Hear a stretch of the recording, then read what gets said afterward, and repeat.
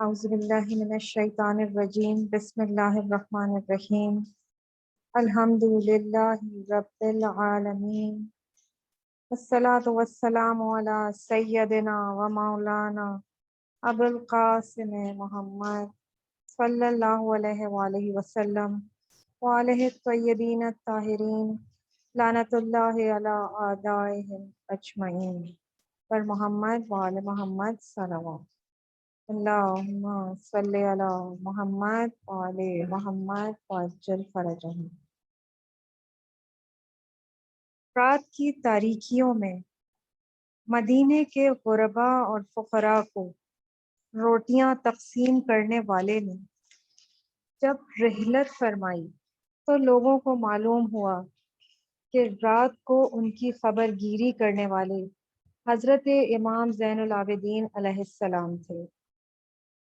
آج 25 محرم الحرام آپ کے روز شہادت پر امام صاحب العصر والزمان کو تعزیت پیش کرتے ہیں۔ آپ کے مشہور القابات زین العابدین یعنی عبادت گزاروں کی زینت اور بہت زیادہ سجدہ کرنے کی وجہ سے ایک دوسرا لقب آپ کا سجاد۔ یہاں ایک بات کی وضاحت کرتے چلیں کہ اکثر لوگ جب بھی امام زین العابدین علیہ السلام کا اسم مبارک لیتے ہیں تو اس کے ساتھ بیمار کا لقب بھی ضرور بڑھا دیتے ہیں، لیکن حقیقت یہ ہے کہ امام زین العابدین علیہ السلام ساری زندگی بیمار نہیں تھے۔ ہاں، کربلا میں چند روز ضرور بیمار تھے اور یہ ایک مصلحت الہی تھی۔ یہی بیماری اس بات کا سبب بنی کہ خاندان اموی کے خونخوار امام کو قتل نہ کر سکے۔ امام سجاد علیہ السلام رات کی تاریکیوں میں جبکہ ہر طرف سناٹا چھایا ہوتا تھا، اس وقت اپنے دوش مبارک پر روٹیاں لاد کر غریبوں اور مسکینوں میں تقسیم کیا کرتے تھے اور ان کی مالی مدد فرماتے تھے، اس طرح کہ کسی کو بھی اس کی خبر نہ ہوتی تھی کہ یہ روٹی اور مالی مدد کرنے والا کون شخص ہے۔ یہ بات بھی حضرت کی وفات کے بعد معلوم ہوئی کہ امام علیہ السلام مدینہ کے 100 گھروں کی سرپرستی فرماتے، لیکن خود گھر والوں کو اس کی خبر نہ تھی کہ یہ شخص کون ہے۔ آپ کی عبادت کا یہ عالم تھا کہ امام محمد باقر علیہ السلام کا بیان ہے کہ میرے والد ماجد جس وقت نماز کے لیے کھڑے ہوتے تھے تو ایسا معلوم ہوتا تھا کہ ایک معمولی غلام ایک عظیم ترین بادشاہ کے سامنے کھڑا ہوا ہے۔ خوف خدا سے سارا بدن لرزنے لگتا اور چہرہ مبارک زرد ہو جایا کرتا تھا، اور اس طرح سے نماز بجا لاتے تھے کہ گویا یہی زندگی کی آخری نماز ہے۔ آپ کی عظمت کا ایک مشہور واقعہ یہاں بیان کر دیا جائے تو مناسب ہوگا۔ عبد الملک اموی کا بیٹا ہشام حج کرنے کے لیے مکہ آیا ہوا تھا۔ طواف کرنے کے لیے لوگوں کا ازدحام تھا، ایک عجیب عالم تھا۔ ہشام نے لاکھ کوشش کی کہ خود کو کسی طرح حجر اسود تک پہنچا دے، لیکن لوگوں کے مجمع نے اس کو مجبور کر دیا اور وہ وہاں نہ پہنچ سکا۔ بالآخر ایک گوشے میں جا کر کھڑا ہو گیا اور انتظار کرنے لگا کہ ذرا مجمع کم ہو جائے تو طواف کریں اور حجر اسود کا بوسہ لیں۔ عین اسی وقت امام زین العابدین علیہ السلام مسجد الحرام میں تشریف لائے اور طواف کی غرض سے خانہ کعبہ کی طرف روانہ ہوئے۔ مجمع کائی کی طرح چھٹنا شروع ہوا، جیسے دریائے نیل میں فخر موسیٰ کے لیے راستہ بنا۔ امام علیہ السلام آہستہ آہستہ پیامبر اسلام کی شان سے خانہ کعبہ کے قریب پہنچے اور طواف انجام دیا اور حجر اسود کا بوسہ لیا۔ ہشام بنی امیہ کے خاندان کا فرد تھا اور امام علیہ السلام آسمان ہاشمی کے آفتاب تھے۔ جناب فرزدق نے اپنے مارکت الآرا قصیدے میں بھی اس واقعے کا ذکر کیا ہے، جس کے چند جملے پیش خدمت ہیں۔ آپ فضائل اہل بیت میں اور اس وقت جو آپ کے سامنے ذکر کیا جا رہا ہے فضیلت امام زین العابدین علیہ السلام کے بارے میں فرما رہے ہیں، یہ وہ ہیں کہ مکہ کی سرزمین ان کے قدموں کے نشانات پہچانتی ہے۔ خدا کا گھر، خانہ کعبہ، حرم اور حرم کے باہر کی سرزمین ان کو پہچانتی ہے۔ اے حشام، تیرا یہ کہنا کہ میں ان کو نہیں پہچانتا، اس سے ان کا کوئی نقصان نہیں ہے۔ جس کو تو نہیں پہچانتا اس کو عرب و عجم پہچانتے ہیں۔ وہ حیا سے آنکھیں جھکائے رکھتے ہیں، لوگ ان کی ہیبت سے ان کی طرف نظر اٹھا کر دیکھ نہیں سکتے۔ ان سے گفتگو بس اس وقت ممکن ہے جب ان کے لبوں پر مسکراہٹ ہو۔ ان کی پیشانی کے نور سے تاریکیاں کافور ہو جاتی ہیں، جس طرح سے آفتاب اندھیروں کو دور کر دیتا ہے۔ ہمارا مخلصانہ سلام ہو اس بزرگ مرتبہ شاعر ولایت پر، جنہوں نے ظالم اور جابر حکمران کے سامنے ایسا زبردست قصیدہ پڑھ کر حق کا دفاع کیا اور اپنی جان کو خطرے میں ڈالا۔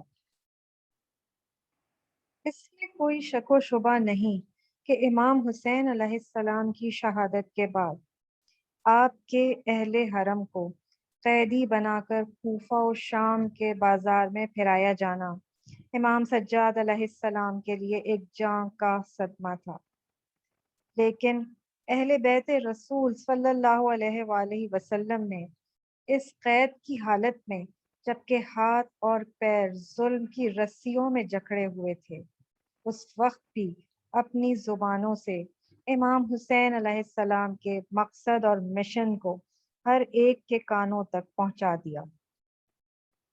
حسینی تبلیغ، حسینی پیغام کی تبلیغ یوں تو ہر بچہ کر رہا تھا، لیکن ان میں جناب زینب سلام اللہ علیہ شریکت الحسین علیہ السلام اور امام زین العابدین علیہ السلام کا کردار سب سے نمایاں نظر آتا ہے۔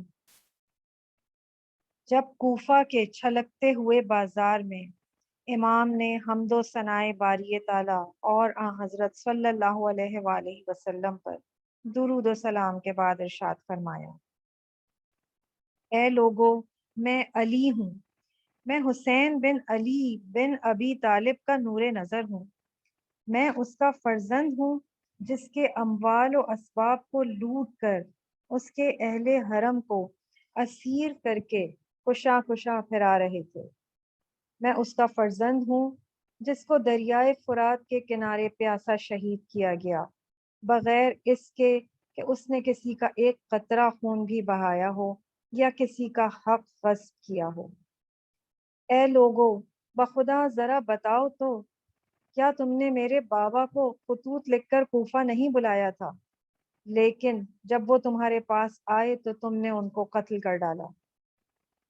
اے لوگو، ذرا تصور تو کرو اس وقت کا جبکہ قیامت کے روز تم لوگ رسول خدا صلی اللہ علیہ وآلہ وسلم سے ملاقات کرو گے اور اس وقت وہ تم سے سوال کریں گے کہ تم نے میرا کلمہ پڑھتے ہوئے میری اولاد کو قتل کر ڈالا اور ذرا بھی میرا لحاظ نہیں کیا، تو تم میری امت سے نہیں ہو۔